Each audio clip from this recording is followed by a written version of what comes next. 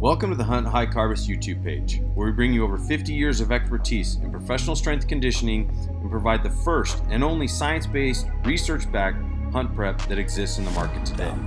Check out our podcast series from top leaders in the field, our training tips to improve backcountry performance, and gear reviews on top products to increase your knowledge base. Please like and subscribe to our page and leave your feedback so we can continue to better serve our audience. You better hope that you never see me agitated. I think about my actions, plan them out, evaluated. That's how I end up on the top, man, I'm calculated. My mind's a weapon, my body is the enemy. Second guessing, yeah, buddy! I got the blessing, persistence and obsession. That's how you keep progressing, I already learned that lesson, yeah. I'm changing who I am, I'm making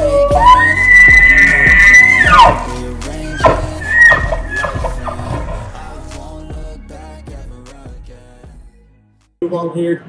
First and foremost, thank you guys for coming.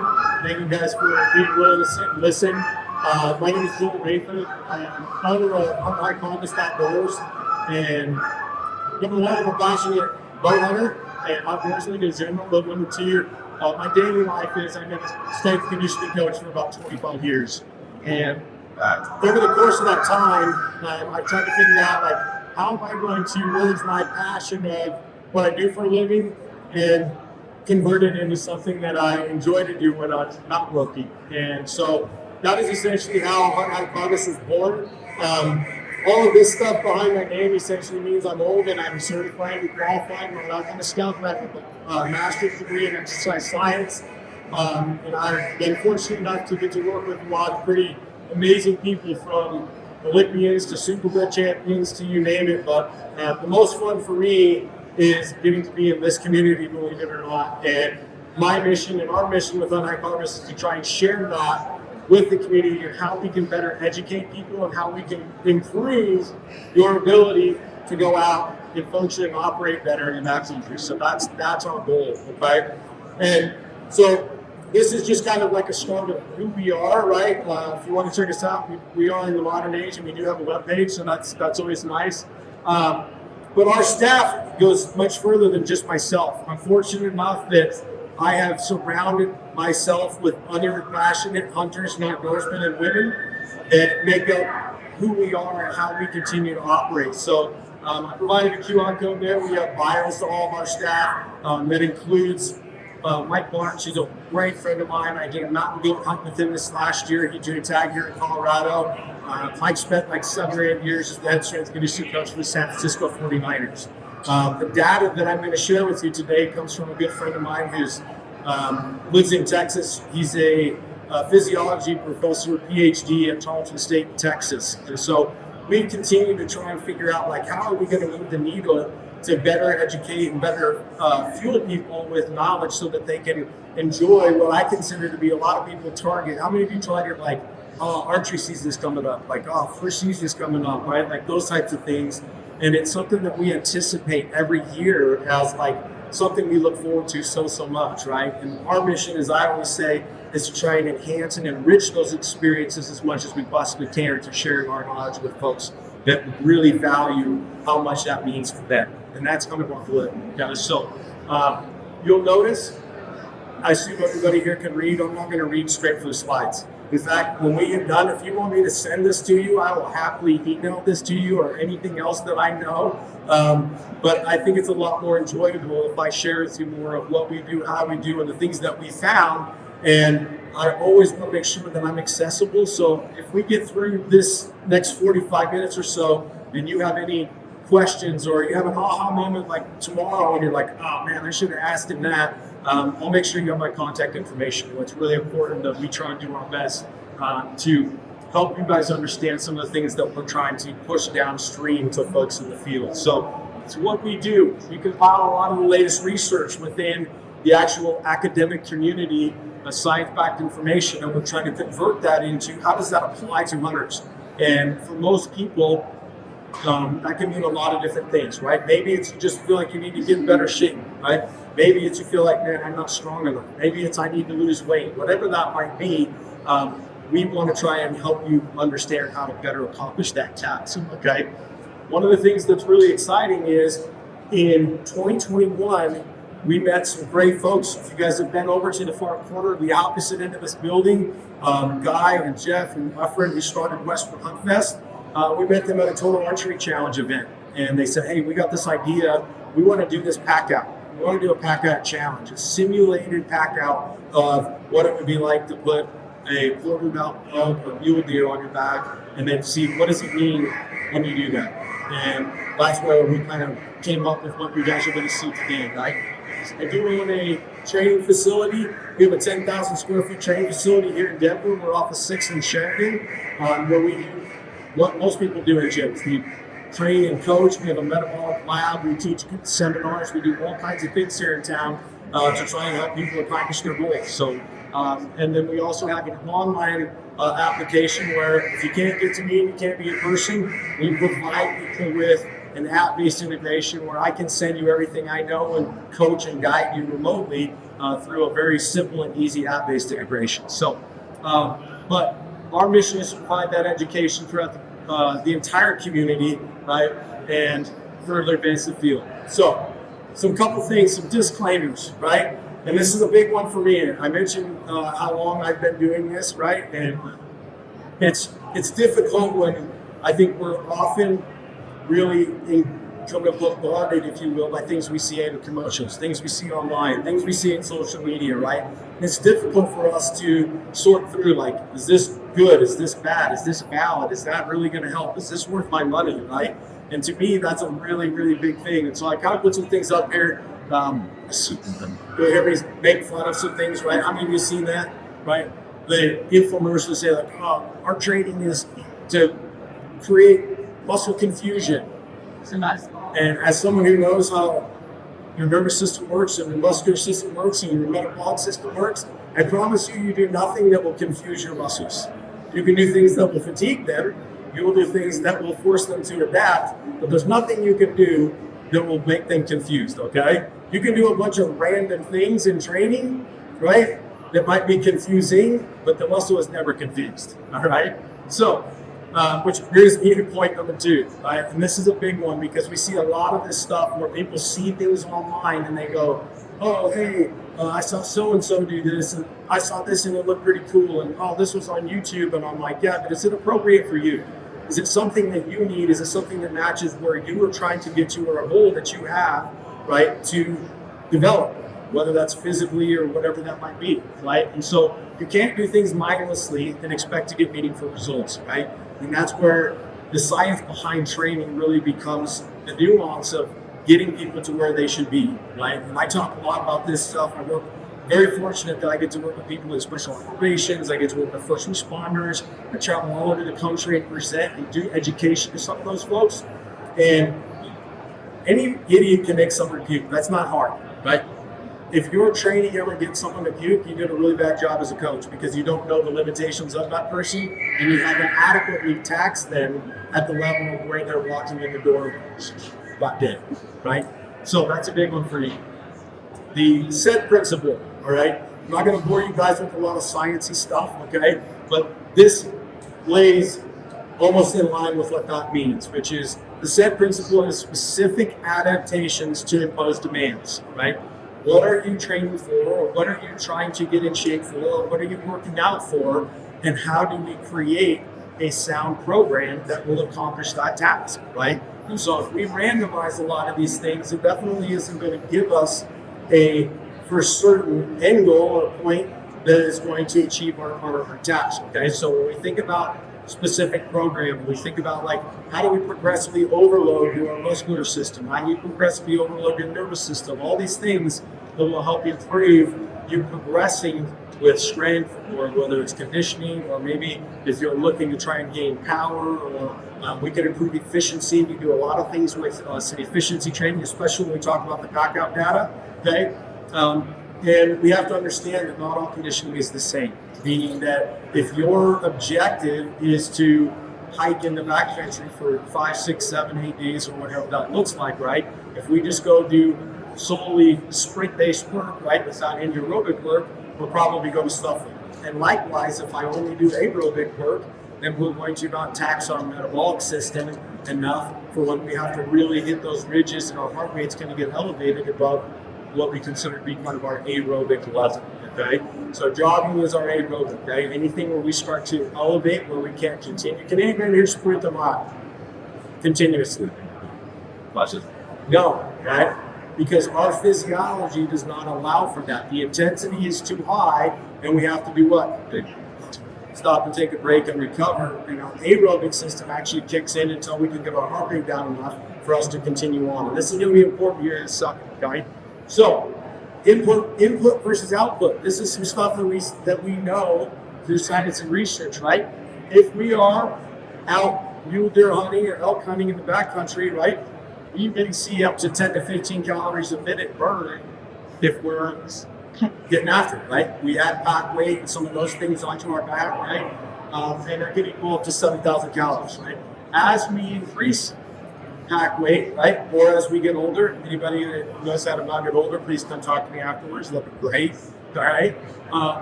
And we know that it's going to continue to increase our demand level, right? Now, water loss, this is the big one, right? We know that as we get higher in altitude, that our perspiration and respiration rate goes up dramatically. How many of you have ever been out when you're on the hunt and it's not very hot, it's actually cold, and you don't feel like you're sweating, right? The reality of it is the amount of exhalation, how much you actually are respiring out, is so much higher than at the elevation that we're at here or even lower, right? So we have to be cognizant of how valuable water and hydration is as we continue up in altitude, okay? And why that's important is we know that if we're even 3% dehydrated, that we're gonna start to see a loss in muscle function, okay? So if we start to see a loss in muscle function, that means we're also gonna start to see a loss of performance, right? And as I typically say, is as that kind of cascading effect happens, we also start to see a loss in cognitive function, right? So if you run into the deer or whatever of a lifetime, and you're in that state or even worse, right? What are the odds that we're going to be able to place that perfect shot or what your rifle hunting or whatever? Like all of these things become compounding interest of how well we prepare and how well we fuel, so that when that opportunity presents itself, we're prepared for it. That's a big part of what we're trying to teach you. Right? So. Moving on, this is just a really nice example, and you can see it's at 8,400 feet, right? Our VO2 level is kind of an interesting one. How many of you are familiar with that term, VO2? Okay, so VO2 is essentially a maximal amount of oxygen that we can go through, right, per milliliter of lung capacity per minute per kilogram of body weight, okay? And so everybody is actually born with kind of a hereditary level of that. There's a trainability of it up to a certain point, okay? So some of us pick our parents better than others, right? Unfortunately, I'm not one of them. So for me, the hunt book has to coincide with that a little bit. But we actually will utilize this to understand. It's just a basic understanding that as we go up in elevation, even if you are in tremendous shape, right? The shape is a relative term, okay? That we're going to see as much as 10% decrease in that capacity just based on elevation, okay?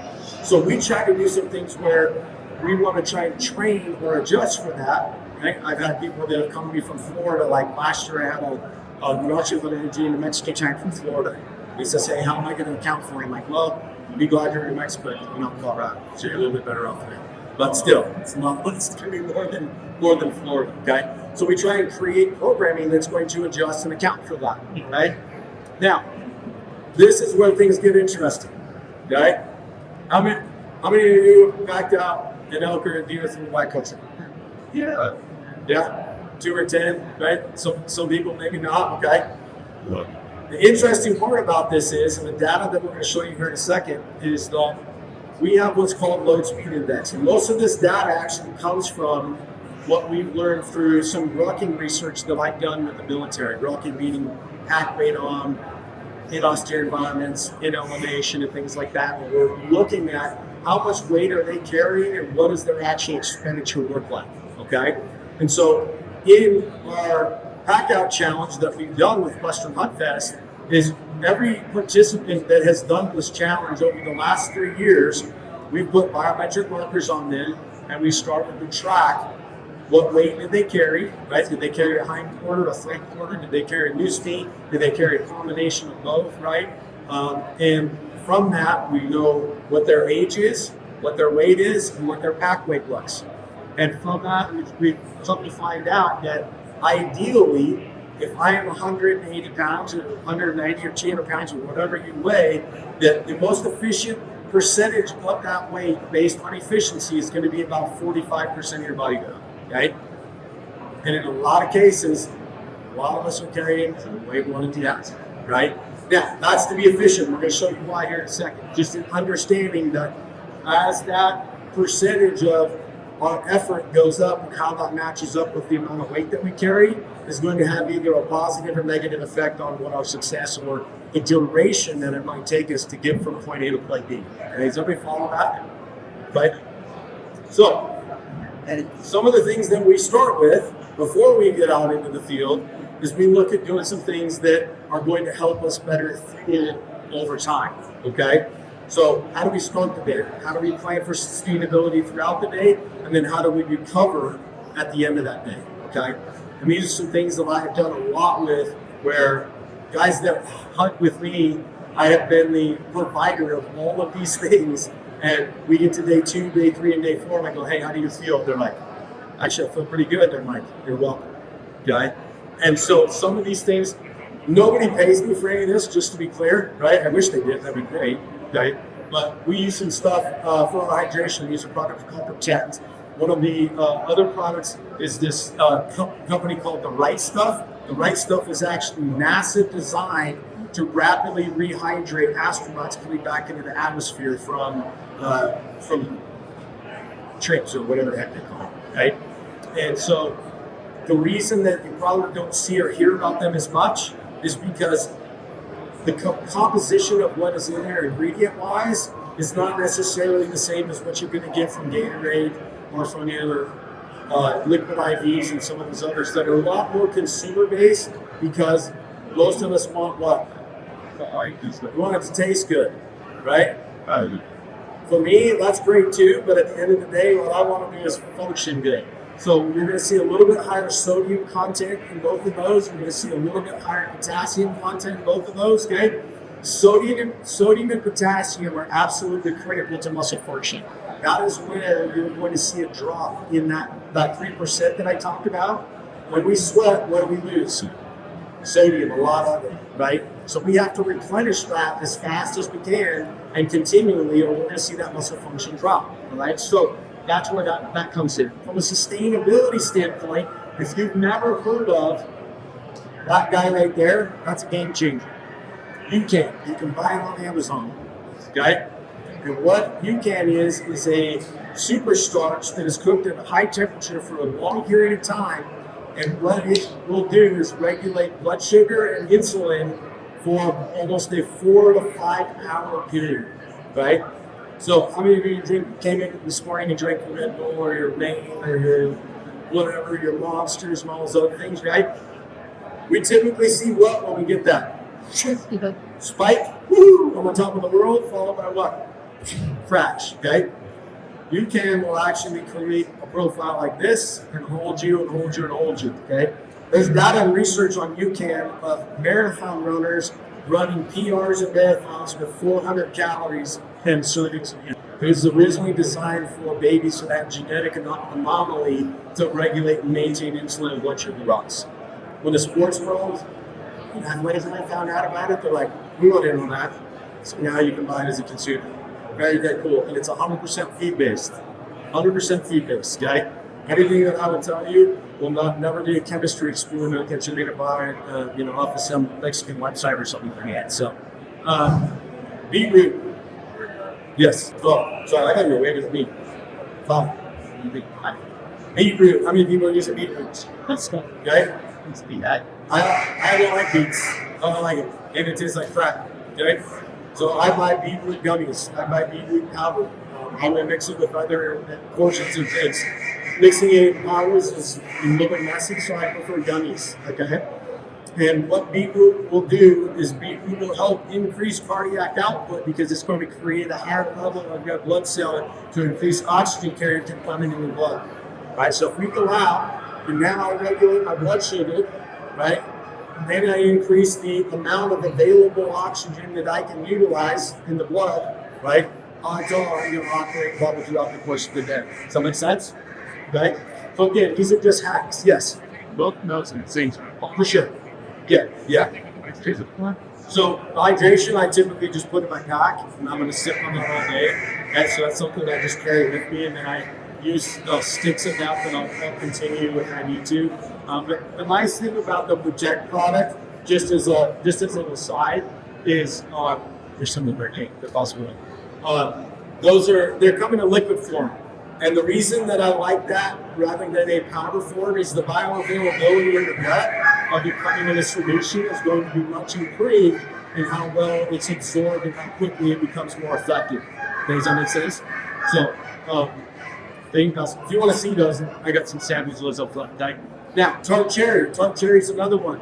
Tart cherry is, again, it's a feed-based product. Very, very simple. Tart cherry will help increase or improve your sleep quality. Okay, so it will actually improve your sleep quality at night. We have higher levels of sleep disruptions at altitude as well, right? So the higher we go up in altitude, the more our sleep is going to be disrupted. So I want to try to do everything I can to influence that at a better rate, okay? The other nice thing about tart cherry juice is tart cherry juice will also help with inflammation. If you go out and hoof it all day long, that's good. Odds are we're fatigued, we're tired, we'll have some general accumulation of inflammation, right? So, really nice. At night, I come back and I can buy that in a concentrate. So you can buy them in Whole Foods or natural groceries or whatever, readily available, easy stuff. But in a bottle, it will come with like 16 servings in a bottle that you just dilute and get through water. Okay, so you just drink 6 to 8 ounces about night, good to go. Okay, and then if you want to get into some other stuff, there's we've done a bunch of work with some of the sleep research companies around the world. We use a biometric tracker called Cardio to try and see how do we improve the quality of that sleep over time. And so Protect has a sleep formula as well. I worked with a company recently called Magic Mind. They have a morning formula and a sleep formula. And our ideal level of sleep quality in terms of low sleep, we want to be at about 20%. The first night that I used Magic Mind sleep formula, again, all natural, it's using cordyceps, it's ashwagandha, everything from a herbal and natural perspective. I got almost 40% REM sleep the first night I used it. And I was like, I'm in. Okay. And then simple stuff, magnesium, right? Magnesium will improve sleep quality as well, right? So we just take a magnesium supplement, easy, low-hanging fruit, easy stuff. So, a little bit of background about that, but I'm telling you, that stuff is a game changer, and none of that stuff is going to weigh down your pack. Where it's like, he said bring all this crap. Now my back weighs 6 to 7 pounds. That's all stuff that's small, simple. So our research, get to the Packout challenge, the good stuff, right? Now that we're fueled up, now that we're ready to go, and we're capable of getting out and getting after it, we accomplished the task, right? We started this, like I said, with our Western Hunt Fest friends, and the whole goal of this was, can we figure out how people are successful or where people fail in packing out and young, point of deer, or whatever that looks like, okay? So we're talking 60, 70, 80, depending on who you are, maybe 90, 100 pounds at a time, right? The ergonomics of your backpack, right? The weight that you're actually physically carrying, what's your physical status, right? So we have one of our staff members, as I mentioned, who is a PhD at Tarleton State, and I get her in terms of every single competitor over the last couple of years. So we track their heart rate, we track their max heart rate, their average heart rate, their speed, average speed, max speed, total distance, calories burned, right? We give an estimated VO2 max based on what they did in terms of their total time to completion of that task. And then I sent all of that data to him. Literally tens of thousands of Ladies and gentlemen, come on down to the main stage for a 12:30 presentation with Austin Barner awesome car is from alternative walleye presentations. I don't expect you And necessarily Lars to guys understand is all this. discount fishing but there's time. some really He's going to be simple talking about things walleye fishing that Rick tactics. Dolan So can come show on down you. to the main stage for a 12:30 presentation. Western Buckfest logo there. Thanks for wondering. Was Nestle Jackson Park. Other go visit them. But for the events this summer, it's going to be awesome. Okay. Andy Wolf is the one that compiled all this data. All right. So we put together what we call an H3O score. And Contact Clubbers would call it H3O. All right. And what we found is as we look at this, okay, these are 3 different events. So this was our Colorado Springs event from last year. This was that's Bailey. And then this was in New Mexico last year. Okay, so 3 different environments, 3 different courses, right, carrying the same weights, right? Those that were the most successful on the left-hand side, right, here, right? And what you're looking at with this is on this side, right, this is all heart rate data, right? On this side, these are people that will say struggled or didn't do so well, okay? Maybe they were not the highest performers in the group, okay? Everybody obviously left arbitrarily unknown, okay?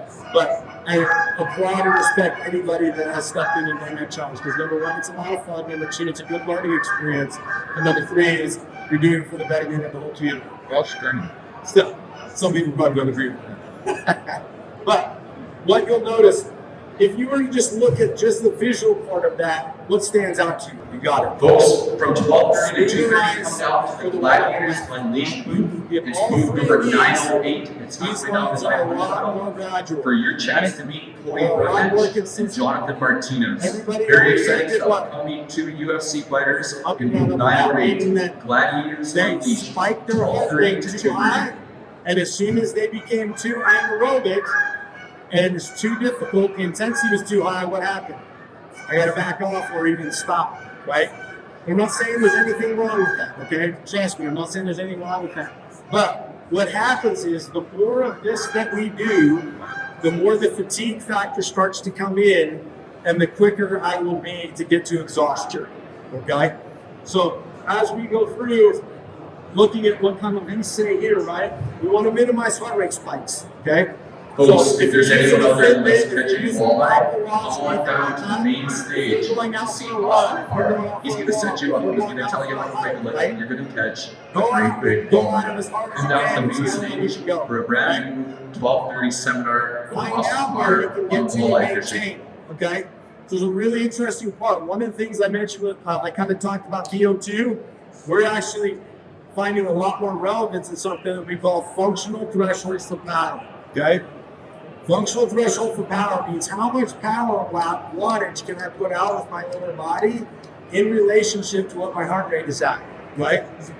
And everybody in here has some relative level on that, some here, some there, whatever, okay?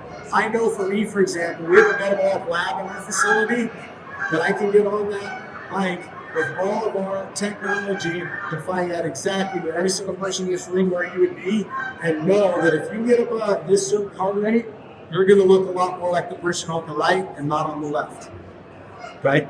And this sounds very kind of proprietary, but it's really not, okay?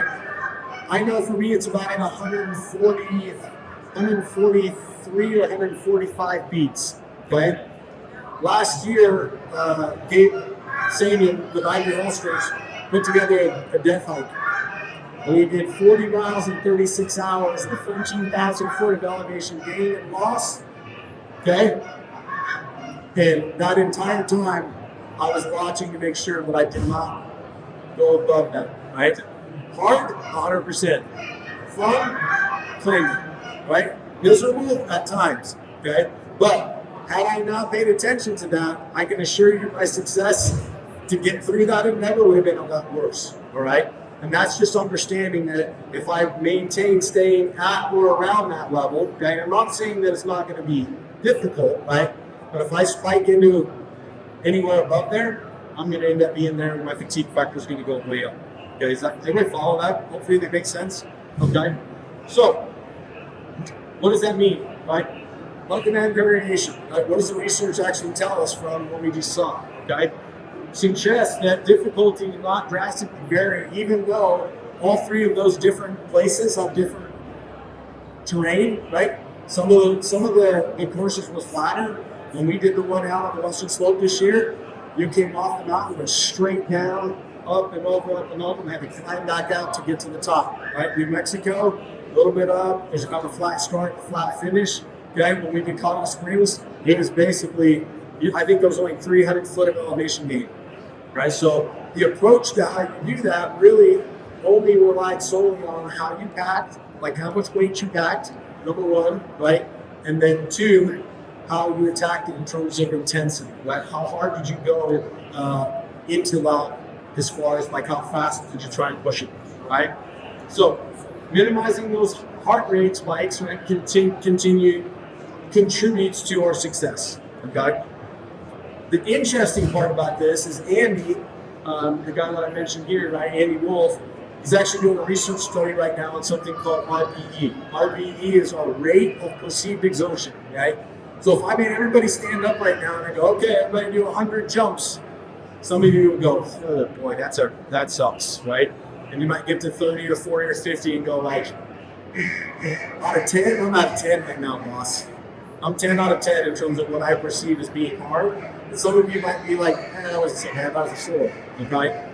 What we're finding out through research is that the more we train and get ourselves into some of those relative intensities like this, okay, our ability to adapt to what our rate of perceived exertion is starts to adjust, okay? Meaning that if we get into when things are really hard, what I call rough and suck it, okay, that we can start to leave that needle a little bit in terms of our perception of how difficult that task is. Meaning that if we expose ourselves to things that are a little more challenging or a little more difficult, more routinely, the odds are that our ability to continue or sustain whatever level we're at will continue to improve. Right? So it's kind of interesting, right? So, tracking your heart rates. How many of you use some type of tracker, fitness tracker? Fitbit or Apple Watch or Oura Ring, okay? My business partner is a real nerd with all this stuff, especially in terms of accuracy. But what I usually tell people is if you're utilizing anything to track any of that stuff, awesome. Okay? It will give you an idea, like how long did you sleep? How many steps you take? How many people are step trackers? Yeah, step tracking steps. It's useful, right? It's like, oh man, I had a new practice today. Okay? And then the other days are like, oh, no wonder time. I took 17,000 steps. That makes sense. Okay? Those are good ways for us to constantly kind of check up on what's our output level, what's our performance look like. I had a presentation yesterday with the group boss. Ladies and gentlemen, if you want to solidify your chance to win the 2025 Colorado Streetlight License Raffle, you need to come down to the Youth Fanatic Foundation booth, number 400, and purchase your tickets on the 2025 Colorado Statewide Beer License Raffle. Tickets are limited, so don't waste any time and come down to booth number 400, the Youth Fanatic Foundation. Get that to come back, or otherwise, guess what? I'm going to get sick with the thoughts, okay? So using those trackers can be really useful, right? Now, the take home from the data, this is really, really critical, right? And this is kind of interesting. I actually got something that I'll share with you guys that the resilience, the RPE thing there is real. Meaning that if you expose yourself to some of those things a little bit more often, right? And more importantly, it's not necessarily like, oh, well, he said expose myself, so I'm just going to go put my pack on and just go kill it. We don't do that either, okay? I typically, when we turn people up to September or hunting season or whatever that looks like, we'll do one day with load on our back. One day that's going to be a little bit more heavy, and one day that's going to be a little bit lighter, and we're going to try and increase maybe distance or intensity with a lighter load. And as we progress and get close to that season, we may bump that up a little bit, but I'm never just going to do all the way every day, all day, and go like, well, that's as specific as it gets. He mentioned the specific adaptation thing, right? The most specific thing to do is to do the activity itself, right? Marathon runners. Anybody ever run a marathon? Yeah? Did you run a marathon every day until the marathon? No. Right? Okay. You build yourself up to a relative tolerance to that until the day comes and like, now it's go time. We'll let it rip. Right? I've trained a girl that was an Olympic trials athlete for the women's in, it would have been 2 Olympics ago. She was a marathon. meet, right? And we train mainly to improve her efficiency and resilience. She was a 1,500 meter national champ, Division I national champ. As far as distances go, running marathon was drastically different for her. But interesting stuff when you look at that. Yeah.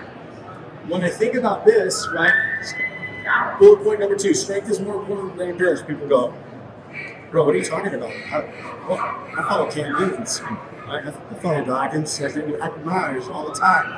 Okay? And the reason I put this in here, right? What does a typical marathoner look like physically? Right? Very efficient, right? Do they want to carry a ton of it? You're an anomaly, by the way. Yeah. Did you just do it once? 5 times? I love it. We'll talk later. Okay? But your traditional marathoner, right? They want to be lean and mean, right? And a lot of times they're lacking in strength, but they are very good in what? Cardiovascular, right? That's important, right? What's a sprinter look like? Relax. Okay, Usually pretty put together, right? A lot more lean muscle, right? Probably a little bit bigger in terms of actual overall body weight, right? But not necessarily built for endurance, right? They're like a top fuel back car, right? Lay the hammer down as hard as you can, and then I'm done, okay? I typically say is that we want to be somewhere in the middle of that, right? We need to have an ability to train up and also cardiovascular ability, but wanting to be able to also tap into a little bit higher intensity at times, and then can we build that window out so that you have a relative level of strength. Folks, thank you so much for coming to the Mile High Expo. Just a reminder, when you come into the building, make sure you stop at booth 501 for some amazing raffles. There's a lot of great prizes you can win. I see a white AX2 right close. I see an elite gold. There's a whole bunch of crazy awesome stuff. Stop in at booth 501 and enter all the really cool raffles that they have.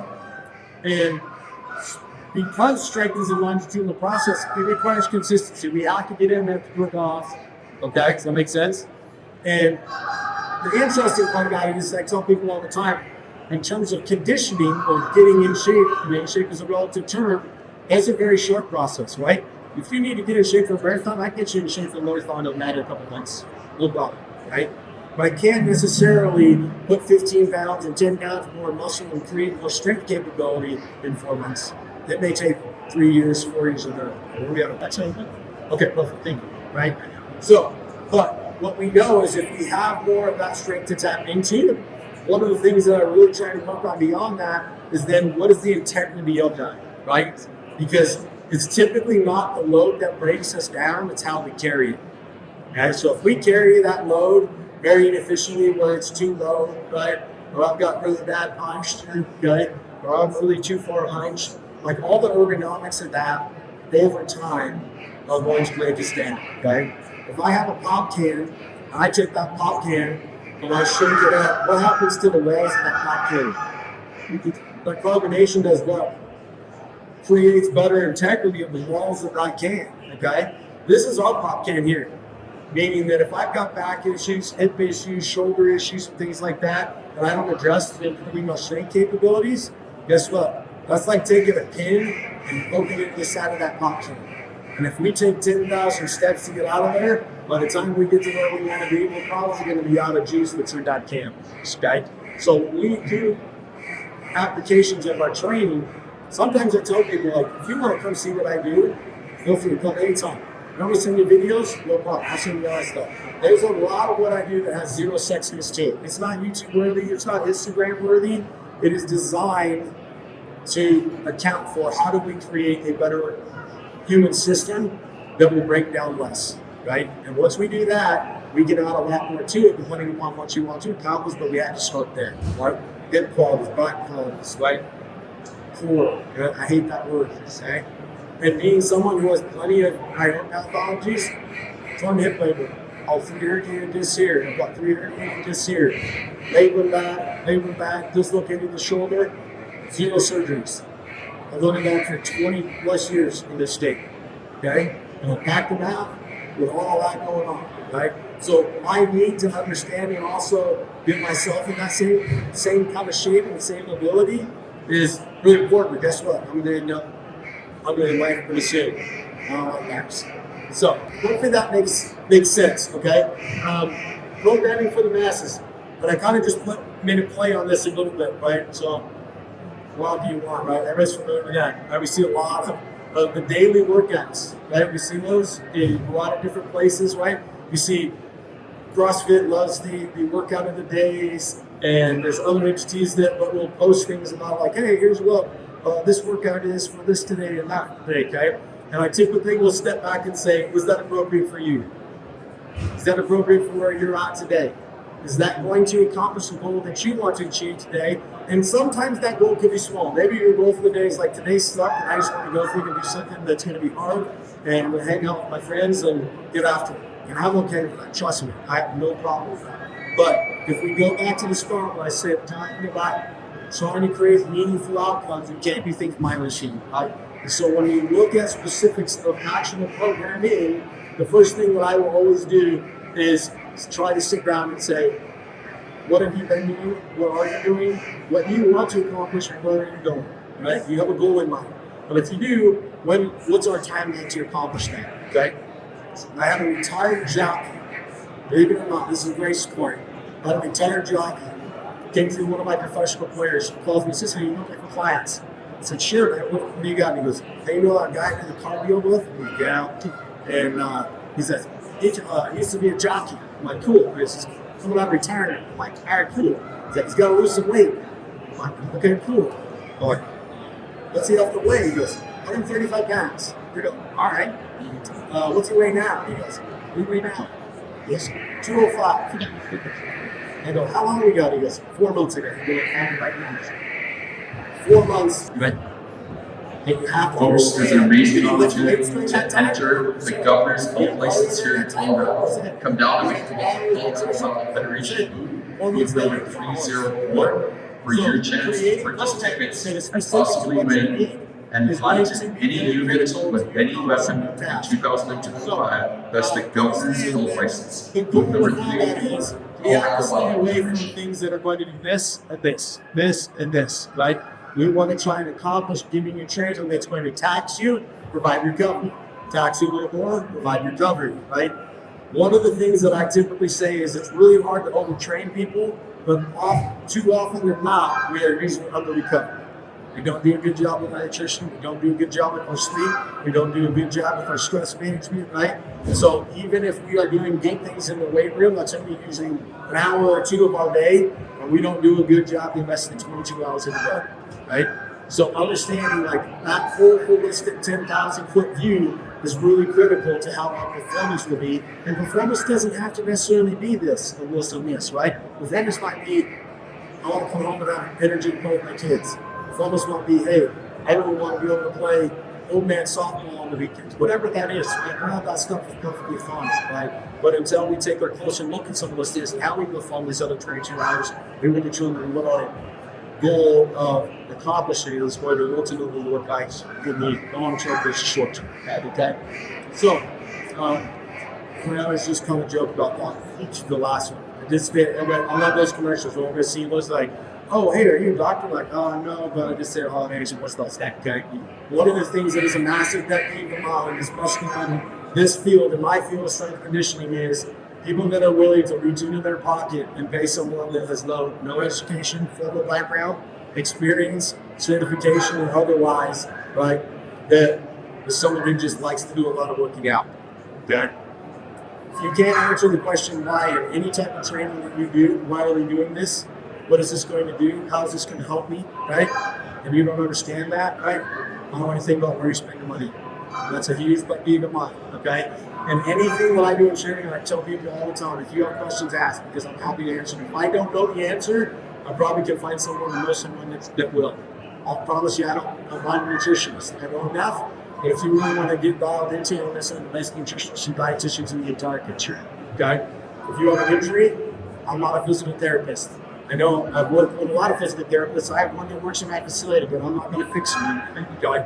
I can be part of that process. So if you are seeking and looking for, if you're working with people, that's something that I highly try and encourage people to do, right? Like, you wouldn't look for legal advice because some guy likes law and order. And like, let's make it a 6, right? Shooting in different this type of gear. So that's all. We put out a lot of content on our YouTube page. I'm not trying to run on our YouTube page, but if you go there, we just put out some stuff recently where we talked about the value of trekking poles. We talked about various things in terms of on efficiency within how we acquire that functional threshold for power. There's examples of shoulder-based work in there. There's stuff for glutes and back in there. Everything in there is free. There's nothing that costs you time. And if you want to contact us or email me directly, that is my contact information. I'm happy to answer questions. I realize I probably talk super fast, but I want to make sure we get through all this. And if you have any questions or if you think of anything done, feel free to reach out. I appreciate your time. So, anybody have any questions? We're going to have time. I do, sir. Joel, you were showing the graph.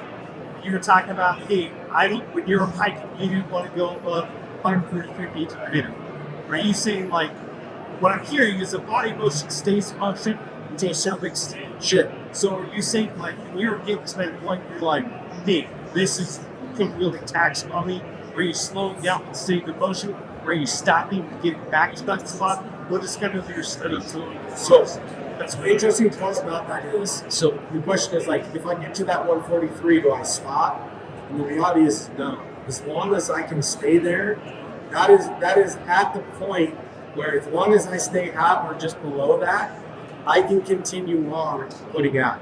So like, there were times during that example I gave you on the hike where I stayed probably. Ladies and gentlemen, we have a presentation in the workshop number 930, the far back corner at the end of the mountain. We have Camden Packouts putting on a precision rifle shooting seminar in about 15 minutes. It's awesome. It's an introduction to the sport with tips and tricks on precision shooting. Don't miss it. Come down to aisle is going 930. And it's just To see Camden Packouts in about 15 minutes. Which is when I'm there, like I'm 48, just so everybody knows, right? Like, I hope you say like, oh man, you're only 48, that'd be great. Appreciate that.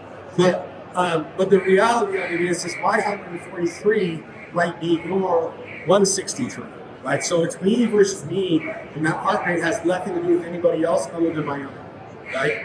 But I know that I can continue that for any given time at that rate. If I get above there, I'm going to be in trouble. I'm going to go more in rope. It might be difficult. It will be difficult to push this through. So that's a good question. What type you want to make sure before you get with that. So we'll wrap it up. I don't want to impede on anybody else's time, so if they have an opportunity, I'll hang out over here. If you have more questions, I can answer them offline. But if you want any of this information, I'll send you this over with you. If you want to look at it more, if you get questions, email me. Thank you guys for coming and saying wow. I really appreciate it. I hope you enjoy the show. Check out Western Blood Fest if you haven't. Giant Lakers, which is cool. And thanks to Big Bike Beef and some Cincinnati Jets. He's the guy who tries to make it look cute.